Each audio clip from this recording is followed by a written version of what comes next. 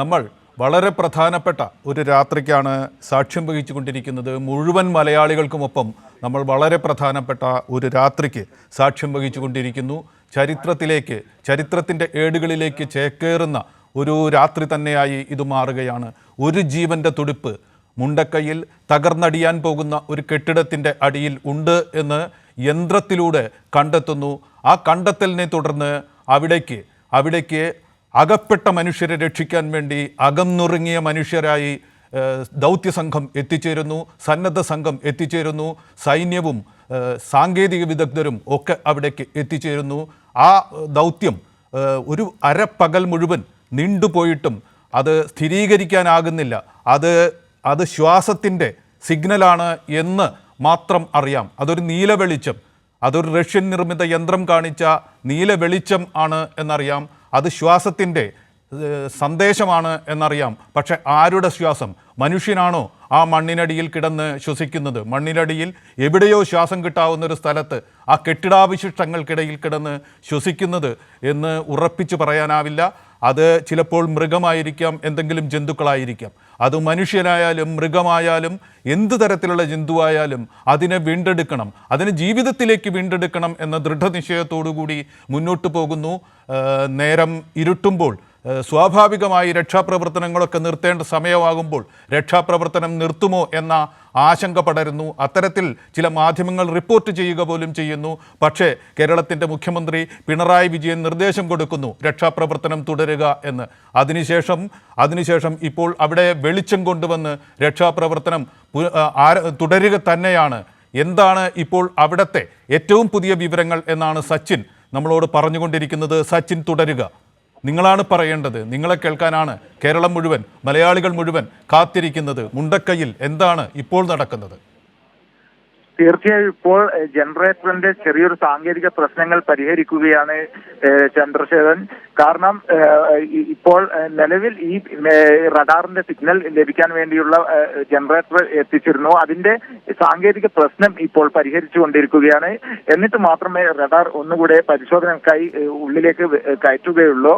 കാരണം നേരത്തെ പറഞ്ഞതുപോലെ തന്നെ വലിയ രീതിയിലുള്ള ഒരു സിഗ്നലാണ് ഇവിടെ ലഭിച്ചിരിക്കുന്നത്. അത് ചെറിയ പ്രാണിയുടെയോ അല്ലെങ്കിൽ ചെറിയൊരു ജന്തുവുടെയോ അല്ല, വലിയൊരു മനുഷ്യന്റെയോ അതുപോലെ തന്നെ ഒരു മൃഗജാലങ്ങളുടെ ഒരു ശ്വാസോച്ഛ്വാസ സിഗ്നലാണ് ലഭിച്ചത് എന്ന കൃത്യമായ നിർദ്ദേശമാണ് ഉദ്യോഗസ്ഥരിൽ നിന്നും ലഭിക്കുന്നത്. ഇതിന്റെ ഭാഗമായിട്ടാണ് മുഖ്യമന്ത്രിയുടെ നേതൃത്വത്തിൽ കർശനമായി പരിശോധന തുടരണം എന്ന നിർദ്ദേശം നൽകിയത്. തുടർന്ന് പരിശോധന നിർത്തി എന്ന് പല മാധ്യമങ്ങളും നൽകിയെങ്കിലും കൈരളി ന്യൂസ് നൽകിയതുപോലെ പരിശോധന രാത്രി ഏറെ വൈകി തുടരുകയാണ്. പൊതുവെ ചൂരൽമല ഭാഗങ്ങളിലൊക്കെ വൈകിട്ട് 4 മണി 5 മണിയോടുകൂടെ പരിശോധനകളെല്ലാം അവസാനിപ്പിച്ചിരുന്നു. ആ സമയത്താണ് ഈ മുണ്ടക്കൈ മേഖലയിൽ ജീവന്റെ ഒരു ചെറിയ ഒരു തുടിപ്പ് ലഭിച്ചത്. ആ തുടിപ്പ് ലഭിച്ചതിന്റെ ഭാഗമായിട്ട് സർക്കാർ കൃത്യമായി അതിൽ ഇടപെടുകയും മുഖ്യമന്ത്രിയും അതിൽ ഇടപെട്ടുകൊണ്ട് കൃത്യമായി തിരച്ചിൽ, എന്ത് പ്രതിസന്ധി ഉണ്ടായാലും തിരച്ചിൽ തുടരണം എന്ന കാര്യം ഈ ഉദ്യോഗസ്ഥർക്ക് നൽകുകയായിരുന്നു. ദേശീയ ദുരന്ത നിവാരണ അതോറിറ്റിയുടെയും അതുപോലെ തന്നെ സേനയുടെയും ഫയർഫോഴ്സിന്റെയും പോലീസിന്റെയും സന്നദ്ധ പ്രവർത്തകർ, ഡിവൈഎഫ്ഐയുടെ യൂത്ത് ബ്രിഗേഡ് അടക്കമുള്ള സന്നദ്ധ പ്രവർത്തകരുടെ നേതൃത്വത്തിലാണ് ഇവിടെ വൈകിട്ട് ഏറെ വൈകിയും തിരച്ചിൽ പുരോഗമിച്ചുകൊണ്ടിരിക്കുന്നത്. അത് കൃത്യമായ രീതിയിൽ അതിന്റെ ഉള്ളിൽ ഒരു ചെറിയ ജീവന്റെ തുടിപ്പ് പോലും ഉണ്ടെങ്കിൽ അത് പൂർണ്ണമായും കണ്ടെത്തണം. അതിന് എന്ത് പ്രതിസന്ധി ഉണ്ടായാലും അത് സർക്കാർ വഹിച്ചുകൊള്ളും. സർക്കാരിന്റെ സഹായം പൂർണ്ണമായും ഉണ്ട്, സർക്കാരിന്റെ പിന്തുണയുണ്ട് എന്ന കാര്യമാണ് മുഖ്യമന്ത്രി ഉദ്യോഗസ്ഥർക്ക് നിർദ്ദേശം നൽകിയിരിക്കുന്നത്. കാരണം കഴിഞ്ഞ ദിവസങ്ങളിലൊക്കെ നമ്മൾ കണ്ടതാണ് വയനാട്ട് മേപ്പാടി പഞ്ചായത്തിൽ ഉണ്ടായ ഈ വലിയ ദുരന്തത്തെ കേരളം ഒന്നാകെ നെഞ്ചോട് ചേർക്കുകയായിരുന്നു. ഒരുമയോടെ നെഞ്ചോട് ചേർത്തുകൊണ്ടാണ് പ്രവർത്തിക്കുന്നത്.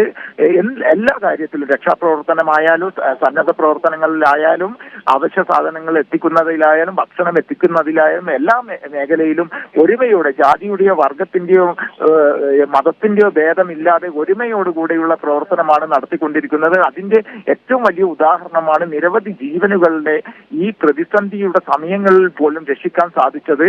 അതുപോലെ തന്നെ ഇപ്പോൾ ലഭിച്ച സിഗ്നലിന്റെ ജീവന്റെ തുടിപ്പിന്റെ സിഗ്നൽ ലഭിച്ചതിന്റെ ഭാഗമായിട്ടും അവിടെയും കയ്യും മെയ്യും മറന്ന് എല്ലാവരും സൈന്യത്തിനും തിരച്ചിൽ ഉദ്യോഗസ്ഥർക്ക് അടക്കം ഒപ്പം നിന്നുകൊണ്ട് പ്രവർത്തിക്കുകയാണ്. യുവാക്കളുടെ വലിയൊരു സാന്നിധ്യം തന്നെ ഈ മുണ്ടക്കൈ മേഖലയിൽ കാണാൻ സാധിക്കുന്നുണ്ട്. കാരണം ഏത് പ്രതിസന്ധി ഘട്ടത്തിലും യുവാക്കളെയൊക്കെ ക്രൂശിക്കുന്ന ഒരു സമൂഹം നിലനിൽക്കുന്നുണ്ട്. അവർക്കൊക്കെ ഒരു മറുപടി എന്ന് തന്നെ പറയാവുന്ന തരത്തിലാണ് ഡിവൈഎഫ്ഐ യൂത്ത് ബ്രിഗേഡിന്റെ, റെഡ് ക്രോസിന്റെയും മറ്റ് യുവജന സംഘടനകളുടെയും നേതൃത്വത്തിലുള്ള സംഘം ഇവിടെ പ്രവർത്തനം നടത്തിക്കൊണ്ടിരിക്കുന്നത്. അവരാണ് ഈ തകർന്നു വീഴാറായ കെട്ടിടത്തിന്റെ മുകളിൽ പോലും കയറി നിന്നുകൊണ്ട് ഒരു നായയുണ്ടായിരുന്നു, ആ നായയെ പോലും അവിടെ നിന്നും ഒഴിപ്പിച്ചത്. അതുപോലെ തന്നെ ഇപ്പോൾ ജനറേറ്റർ വീണ്ടും ഓൺ ചെയ്തിരിക്കുകയാണ്. അതിനാൽ തന്നെ റഡാറുമായി ഉദ്യോഗസ്ഥർ ഈ കടയുടെ ഉള്ളിലേക്ക് കയറി പോകുന്നുണ്ട്. അതുപോലെ തന്നെ വലിയ രീതിയിലുള്ള ഈ ദൃശ്യങ്ങളിൽ കാണുന്നത് പോലെ വലിയ രീതിയിലുള്ള ഒരു ലൈറ്റ് വെളിച്ച സൗകര്യങ്ങളും ഇവിടെ എത്തിച്ചിട്ടുണ്ട്. അതിനാൽ തന്നെ വലിയ രീതിയിലുള്ള ഒരു തിരച്ചിൽ, ഒരു ജീവന്റെ തുടിപ്പ് ഉണ്ടെങ്കിൽ അത് എന്ത് വില കൊടുത്തും കണ്ടെത്തുക എന്ന തരത്തിൽ തന്നെയാണ് ഇപ്പോൾ പ്രവർത്തനങ്ങൾ പുരോഗമിച്ചുകൊണ്ടിരിക്കുന്നത്. അതിന്റെ ഏറ്റവും പുതിയ ദൃശ്യങ്ങളാണ് ഇപ്പോൾ നമ്മൾ കൈരളി ന്യൂസ് പുറത്തുവിട്ടുകൊണ്ടിരിക്കുന്നത്. കാരണം ആർമിയുടെയും ഫയർഫോഴ്സിന്റെയും NDRFന്റെ അടക്കമുള്ള ഉദ്യോഗസ്ഥരുടെ നേതൃത്വത്തിൽ ചൂരൽമലയിൽ നിന്ന് വീണ്ടും ഉദ്യോഗസ്ഥർ ഈ വൈകിയ വേളയിലും തിരിച്ച് മുണ്ടക്കൈയിൽ എത്തുകയും തുടർന്ന് ശക്തമായ രീതിയിൽ മുഖ്യമന്ത്രിയുടെ നിർദ്ദേശത്തെ തുടർന്ന് ശക്തമായ രീതിയിൽ തിരച്ചിൽ ഇപ്പോഴും നടന്നുകൊണ്ടിരിക്കുകയാണ്. MP ചന്ദ്രശേഖരൻ. സച്ചിൻ, വീണ്ടും വരാം. ഇന്ന് ഉച്ചയോടുകൂടി പ്രവാസികളെ അഭിസംബോധന ചെയ്ത് കൊണ്ട് മുഖ്യമന്ത്രി ഒരു അഭ്യർത്ഥന പുറപ്പെടുവിച്ചിരുന്നു. അദ്ദേഹം അത് തുടങ്ങുന്നത് വിങ്ങുന്ന മനസ്സുമായാണ് ഈ വരികൾ കുറിക്കുന്നത് എന്ന് പറഞ്ഞുകൊണ്ടാണ് നമ്മുടെ ഇവിടെയുള്ള ദുരന്ത ചിത്രം വരച്ചുകൊണ്ട് ആ കത്ത് തുടങ്ങുന്നത്. ഇപ്പോഴിതാ ഏതാണ്ട് 20 മിനിറ്റ് മുമ്പ് മാത്രം അദ്ദേഹം ഇറക്കിയ ഒരു ഫേസ്ബുക്ക് കുറിപ്പിൽ ഈ കേരളത്തിൻ്റെ അതിജീവന വിശ്വാസം മുഴുവൻ, ആത്മവിശ്വാസം മുഴുവൻ തുടിക്കുന്ന വരികളിലേക്ക് അദ്ദേഹം മാറിയിരിക്കുന്നു. ജീവൻ്റെ ഓരോ തുടിപ്പും കണ്ടെത്താനുള്ള തിരച്ചിൽ തുടരുകയാണ് എന്ന് പറഞ്ഞുകൊണ്ടാണ് മുഖ്യമന്ത്രി ഈ കുറിപ്പ് തുടങ്ങുന്നത്. റഡാറുകളിൽ പതിയുന്ന ചെറുചലനങ്ങൾ പോലും പ്രതീക്ഷയുണർത്തുന്നു. ഈ ഇരുട്ടിലും തകർന്ന കെട്ടിടത്തിനുള്ളിൽ ജീവനുകൾ അവശേഷിക്കുന്നുണ്ടോ എന്ന് രക്ഷാപ്രവർത്തകർ തേടുകയാണ്. 8 മണിക്കൂർ നീണ്ട കഠിന പ്രയത്നത്തിലൊടുവിലാണ് ആദിവാസി സങ്കേതത്തിൽ ഒറ്റപ്പെട്ടുപോയ 6 പേരെ ഇന്നലെ വനം വകുപ്പ് ഉദ്യോഗസ്ഥർ രക്ഷപ്പെടുത്തിയത്. രക്ഷാപ്രവർത്തകരുടെ ധീരതയോടും ത്യാഗസന്നദ്ധതയോടും ഈ നാട് കടപ്പെട്ടിരിക്കുന്നു. മനുഷ്യനെന്ന പദത്തിൻ്റെ മഹത്വം കേരളത്തിലൂടെ ലോകം വീണ്ടും തിരിച്ചറിയുകയാണ്.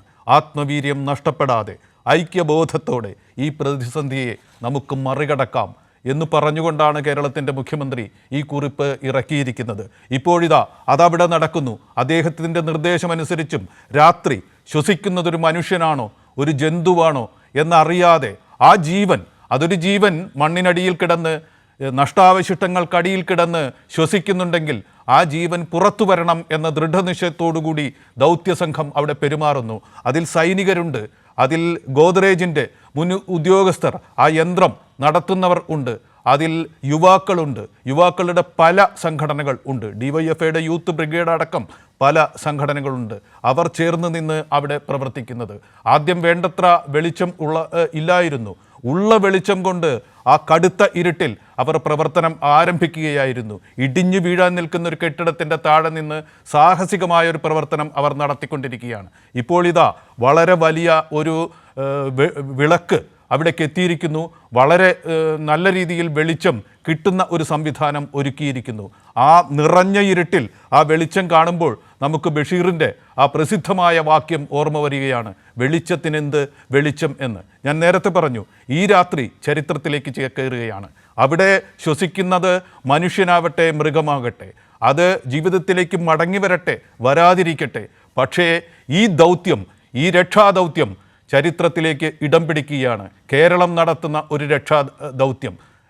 100 കണക്കിന് ആളുകൾ മരിച്ചു എന്ന് കരുതപ്പെടുന്ന ഒരു രംഗഭൂമിയിൽ ഒരു മനുഷ്യൻ അല്ലെങ്കിൽ ഒരു ജന്തു ശ്വസിക്കുന്നുണ്ട് എന്ന് കണ്ടപ്പോൾ ഊർജ്ജസ്വലതയോടുകൂടി അതിനെ വീണ്ടെടുക്കാൻ നടത്തുന്ന ഈ യത്നം അത് ചരിത്രത്തിലേക്ക് ചേക്കേറുകയാണ്.